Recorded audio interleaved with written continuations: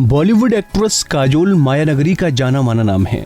सिर्फ वो ही नहीं बल्कि उनकी माँ, उनकी नानी, उनकी मासी, सबने इस इंडस्ट्री में एक अलग ही पहचान बना रखी है।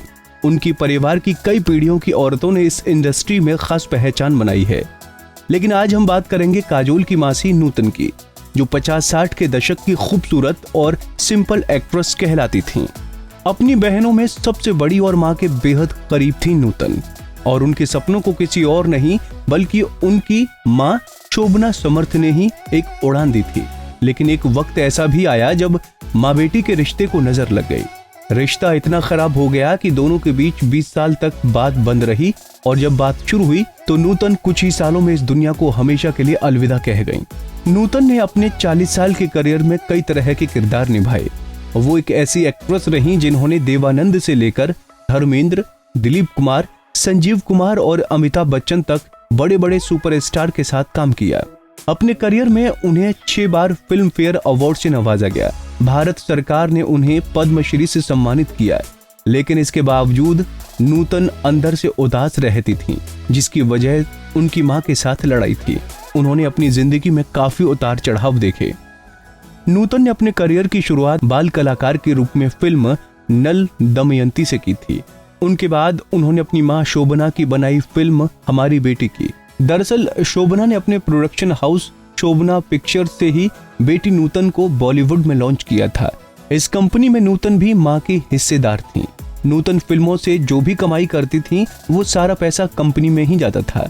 कंपनी के सारे फाइनेंशियल मामले शोभना समर्थ खुद संभाला करती थी। नूतन भी अपनी मां पर भरोसा करती थी। यही वजह थी कि नूतन ने कभी भी प्रोडक्शन के किसी काम में कोई दखल नहीं दिया।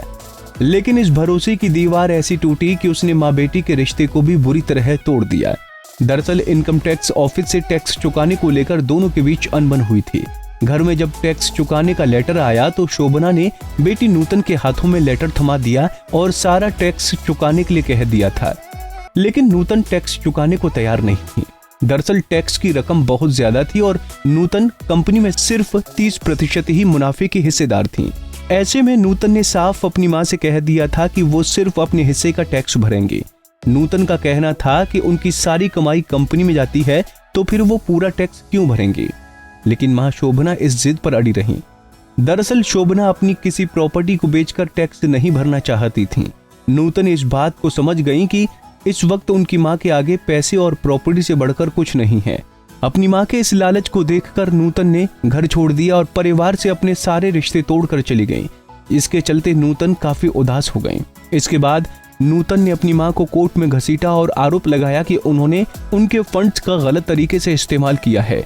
इस विवाद ने मां बेटी के रिश्ते में ऐसी फूट डाली कि 20 साल तक दोनों का विवाद चला। वहीं उनकी छोटी बहन तनुजा ने मां का साथ दिया। इसीलिए नूतन को तनुजा से भी चिढ़ होने लगी थी।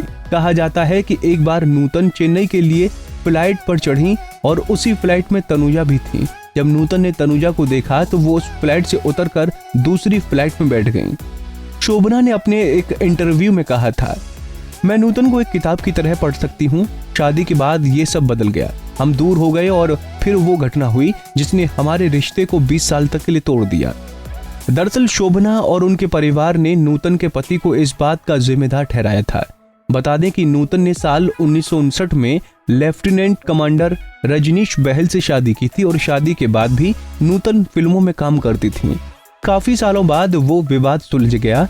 माँ बेटी में बातचीत शुरू हुई, लेकिन बदकिस्मती से नूतन बीमार पड़ गई। साल 1990 में नूतन को कैंसर डिटेक्ट हुआ और 1991 में उन्होंने दुनिया को अलविदा कह दिया। बेटी के जाने के बाद आंखों में आंसू लिए मां शोभना ने आखिरी शब्द कहे, मेरी मीराबाई चली गई। उनकी मां प्यार से उन्हें मीराबाई कहती थी। इस तरह 55 साल की उम्र में नूतन इस दुनिया को अलविदा कह दिया। नारी से जुड़ी मोर अपडेट्स के लिए हमारे इंस्टाग्राम को फॉलो, फेसबुक को लाइक और यूट्यूब चैनल सब्सक्राइब करना ना भूलें।